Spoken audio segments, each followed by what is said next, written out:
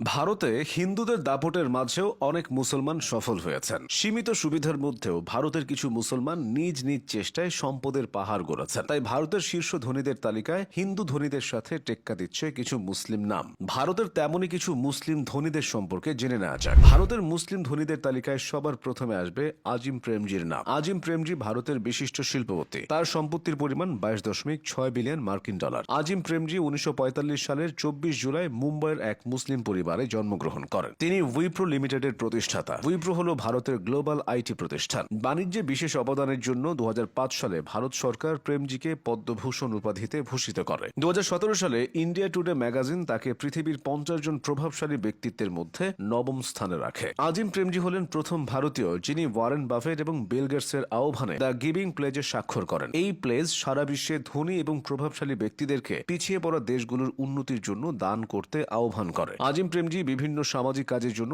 ব্যাপক অর্থ বিলিয়ে দিয়েছেন। 2019 সালে শিক্ষা ও বিভিন্ন ধরনের সেবামূলক কাজের জন্য তিনি 52,177 কোটি টাকা দান করেছিলেন। ভারতের মুসলিম ধনীদের মধ্যে এম এ ইউসুফ আলী অন্যতম। তার মোট সম্পদের পরিমাণ প্রায় 5.1 বিলিয়ন অর্থাৎ 39,240 কোটি টাকা। ইউসুফ আলী 1955 সালের 15 নভেম্বর কেরালার ত্রিশূর জেলার নাটিকায় একটি মুসলিম পরিবারে জন্মগ্রহণ করেন। তিনি লুলু গ্রুপ ইন্টারন্যাশনালের ব্যবস্থাপনা পরিচালক। লুলু গ্রুপ ইন্টারন্যাশনাল তার নিজস্ব মল এবং হাইপার মার্কেটের জন্য সারা বিশ্বে বেশ পরিচিত। ইউসুফ আলীর ব্যবসা সৌদি আরব এবং সংযুক্ত আরব আমিরাত পর্যন্ত প্রসারিত। ভারতের শীর্ষ ধনীদের তালিকায় বলিউড বাদশাহ শাহরুখ খানের নাম বারবার উঠে এসেছে। শাহরুখ খান 1965 সালের 2 নভেম্বর দিল্লির এক মুসলিম পরিবারে জন্মগ্রহণ করেন। শাহরুখের মোট সম্পদের পরিমাণ 77 কোটি ডলার বা 7,953 কোটি টাকা। কিং খান সম্পদের পরিমাণে টম ক্রুজ, জর্জ ক্লুনির মতো হলিউডের তারকাদেরকেও ছাড়িয়ে গেছেন। শাহরুখ খানের স্থাবর অস্থাবর সম্পত্তির পরিমাণ অঢেল। মুম্বাইতে শখ করে তিনি মান্নাত নামের যে প্রাসাদ বানিয়েছেন তার বর্তমান বাজার দর হিসাব করা কঠিন। অনেকেই ধারণা করেন প্রাসাদটির মূল্য 200 কোটি টাকারও বেশি। অথচ তিনি মুম্বাই এসেছিলেন একেবারে খালি হাতে। সেখান থেকে হয়েছেন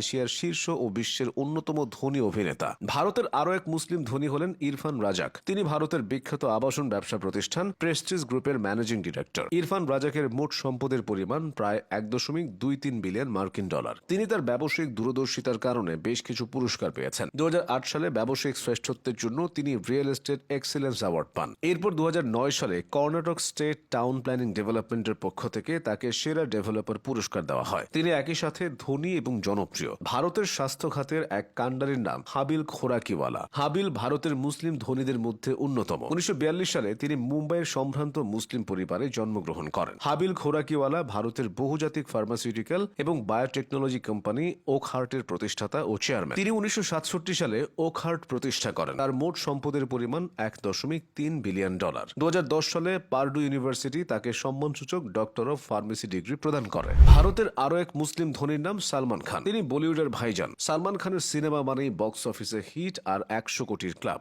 সালমান খানের দৈনিক আয় 1,27,000 মার্কিন ডলার, বাংলাদেশি মুদ্রায় যার পরিমাণ 1,09,00,000 টাকারও বেশি। সালমান খানের আয়ের বড় একটা অংশ আসে বিভিন্ন বিজ্ঞাপনের কাজের মাধ্যমে। তার নিজস্ব পোশাক ব্র্যান্ড রয়েছে। মেধা আর চেষ্টা থাকলে যে কোনো পরিবেশে সফল হওয়া যায়। ভারতের এসব মুসলিম ধনী ব্যক্তিরা তার সবচেয়ে বড় উদাহরণ।